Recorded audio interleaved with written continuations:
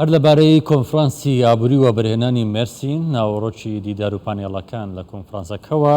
کە ئاماژەی پێکراوە کۆمەڵێک بابەتی گرنگ باسکرا بە تایبەتی ئاڵوگۆڕی بازرگانی لە نێوان تورکیا و هەرێمی کوردستان و عێراق تاکە دەواازەی ئیبراهیم خەلیلە کە چۆن بتوانێت لە ڕێگەی ئیبراهیم خەلیلەوە ئاسی ئاڵوگۆڕی بازرگانی ساڵانە بەرز بکرێتەوە گەرچی تورکیا هەوڵ دەدات قەبارەی ئاڵوگۆڕی بازرگانی لە نێوان خۆی و هەرێمی کوردستان و عێراق زیاتر بەرزکاتەوە پلانێکەوە پلانی دومیشان خۆشکردنی ڕێگەی گەشتیاریە بە تایبەتی پێدانی ڤیزە بە هاوڵاتیانی هەرێمی کوردستان لە مێرسینەوە بە شێوەیەکی ڕاستەوخۆ بەڕێزدانە عەبدولکەریم وەزیری ئاوەدانکردن و شەجێبوون لەگەڵمان دەبێت زیاتر باسی بابەتەکە و ناوەڕۆکی ئەو کۆنفرانسە دەکەین کاکدانا ئەم کاتت باش دیارە جەنابەت یەکێک بوو لەوانەی کە بەشداری کۆنفرانسەکە بووی و پانێڵشتان هەبوو پێم باشە ناوەڕۆکی پانێڵەکە و بە تایبەتی ئەو بابەتانەی کە وروژێندران لە کۆنفرانسەکە چی بوون زیاتر؟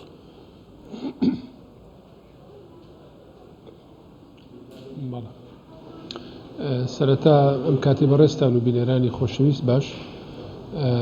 ڕێکخراوی تیسیات کە ڕێکخراوێکە بۆ هاوکاریکردنی خاوەن کاران یا پیاوانی کار یاخود ئەو کەسانی کە کارگە و ئاڵوگۆڕی بازرگانیەکەن لە نێوان هەرێمی کوردستان و وڵاتی تورکیا و عێراق دروست بوو بۆی هاوکاری زیاتر لە نێوانیانە پێک بێنن لەو چوارچێوەشدا وەفدی حکوومەتی هەرێمی کوردستان بانگێش کرابوو دیارە دوو وەزیری حکوومەتی هەرێم و دوو بریکاری وەزیری حکوومەتی هەرێمیش لەگەڵ پارێزگاری سلێمانی بوونیان هەبوو لە کۆنفرانسەکە ئەو بابەتانی کە زیاتر ئەمڕۆ باسکرا زیاتر گرنگی درا بە چۆنێتی ئاسانکردنی ئاڵوگۆڕی بازرگانی و چۆنێتی هاندانی بۆ بەرهێنەرانی وڵاتی تورکیا بۆ هەرێمی کوردستان بۆ ئەوەی بێن بۆ بەرهێنانکەن لە بوارە جاجەکان لە بواری خانوبەرە لە بواری کارگا لە بواری بازرگانی لە بواری کشتتوکاڵی وەرامەوە بوارانی کە پەیوەندیدارە بە باشترکردنی ئابووری نێوان هەرێمی کوردستان و دەوڵەتی تورکیا. بەڵێ کاکدانا زیاتر باسی ئاڵوگۆڕی بازرگانی کرا بەڵام یەکێک لە کێشەکان ئەوەیە چۆن بتوانێت ڕێگایەکی خێرا ڕێگایەکی سەلامەت لە نێوان هەرێمی کوردستان و تورکیا هەبێت بۆ ئەوەی بتوانرێت ئاسی ئاڵوگۆڕی بازرگانی بکرێتەوە. ئێوە وەکو وەزیری ئاوەدانکردن و شەجێبوون چه هەوڵێکتان داوە بۆ ئەوەی ڕێگا بازرگانیەکان پەرە پێ بدەن و بتوانن لەو ڕێگەیەوە ئاسی ئاڵوگۆڕی بازرگانی ئاسان بکەن بۆ بازرگانان و بەراورد؟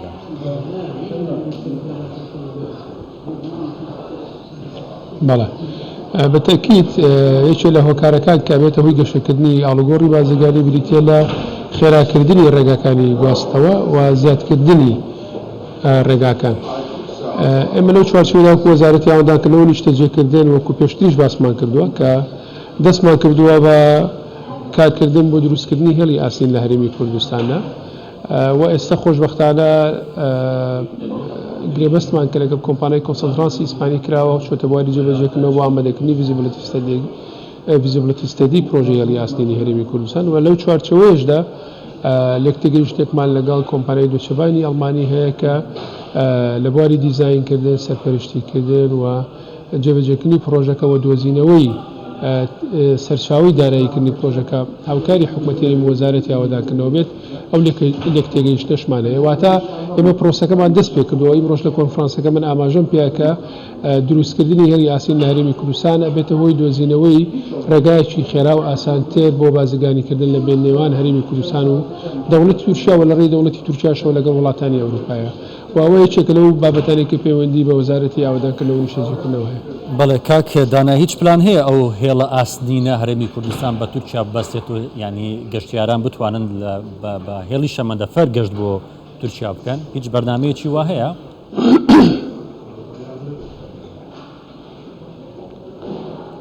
ئێوەکو باسم کرد ئێستا لە قۆناغی ئامادەکردنی ڤیزیبڵەتی ستەدی پرۆژەکەین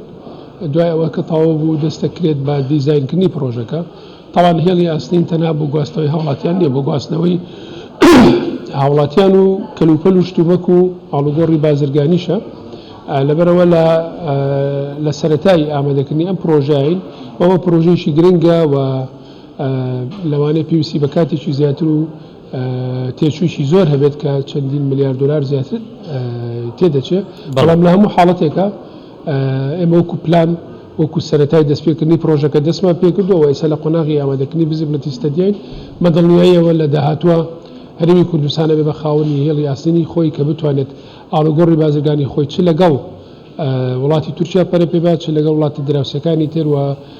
باقی ناوچەکانی تری عراق و لەوێشەوە بە وڵاتانی کەنداوە. بەڵێ لایانی تورکی هیچ دەست پێشخەرێکیان هەبوو بۆ بابەتە ینی هیچ پێشنیازێکیان هەبوو بۆ ئەوەی هاوکاری هەرێمی کوردستان بکەم لەمڕۆوە.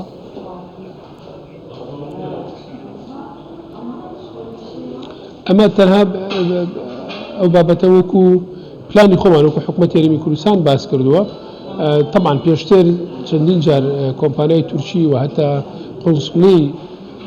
تورکیش لە هەولێر سەردانی وەزارەتی کردو بۆ ئاگاداربوون لەم بابەتە، بەڵام پلانی کە حکوومەتی هەرێمی کوردستان داناوە پلانێکە پەیوەندیدارە بە ماستەر پلانی هەرێمی کوردستان بۆ هاتوچۆکردن کە یەکێک لەو هۆکارانی هاتوچۆ بریتە لە هێڵی ئاستین و خۆشبەختانە ئێمە لە سەرەتای پرۆژەکەین و ئومێدەوارین بتوانین لە ساڵی داهاتوو بچینە قۆناغی دیزاینکردنی پرۆژەکە و ئەگەر بشکرێ پێشتاوبوونی تەمەنی کابینەوەیە بتوانین بەردی بناغی پرۆژەکە دامنین. بەڵێ کاک دانا لە کۆنفرانسەکە باسی بەرزکردنەوەی ئاڵوگۆڕی بازرگانی کرا لە نێوان هەرێمی کوردستان و عێراق.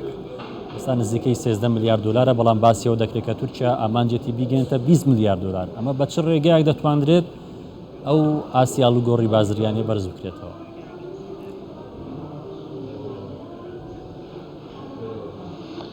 بەتاکید ئەوە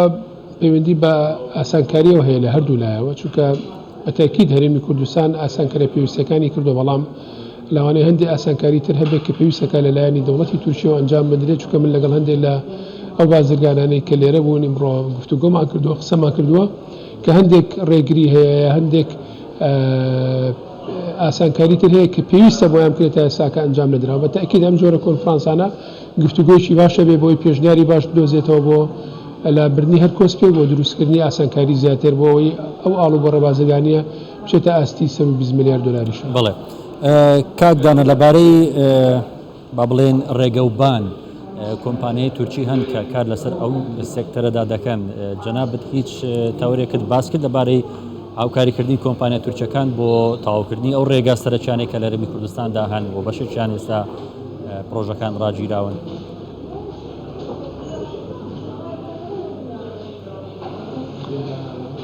خۆی زیاتر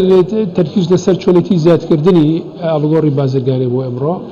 کەمتر لەسەر ڕێگاوانەکان قسەکرا، هەرچەندە بەهۆی ڕێگاوانەوە ئەتوانیت ئاڵوگۆڕی بازرگانی زیاد بکەیت. جا ئایا هۆکارەکانی ئاڵوگۆڕی بازرگانی چەند بەشێکن، بەشیشان ڕێگاوانە، بەشەکانی تر پەیوەندیدە بە ئاڵوگۆڕی ئاسمانی یاخود ئاڵوگۆڕی هێڵی ئاستینەوە کە باسمان کرد، یاخود لە ڕووی دەریاوە. ئێمە وەکو هەرێمی کوردستان تا ئێستا لە ڕووی دەریاوە لە بەرووی بە هیچ شوێنێکەوە منفەزێکمان لێ لە ڕووی دەریاوە، لەبەرەوە تۆزێک لەوە دوورین، بەڵام لە ڕووی ئاڵوگۆڕی بازرگانی لە ڕووی ئاسمانی لە ڕووی زەمینی کە هێڵەکانی ڕێگاوانەگرێتەوە لەگەڵ هێڵی ئاستین لەوانەیە ئەوانە زیاتر قسەی لەسەر کرابێت، بەڵام گرنگەوەیە کە لە داهاتوو ئەمە پێویستە بۆ ئەوەی ئاڵوگۆڕی بازرگانی زیاد بکەین، ڕێگاوانەکانمان بچێتە ئاستێکەوە کە بتوانێت لەگەڵ گەشتە سەندری ئابوووریەکەی هاوتەری بێ. بەڵێ زۆر سوپاس دانا عەبدولکەریم وەزیری ئاودانکردن و شەجێبوونی حکوومەتی هەرێمی کوردستان. سوپاس کە لە مێرسینەوە لەگەڵمان بوویت.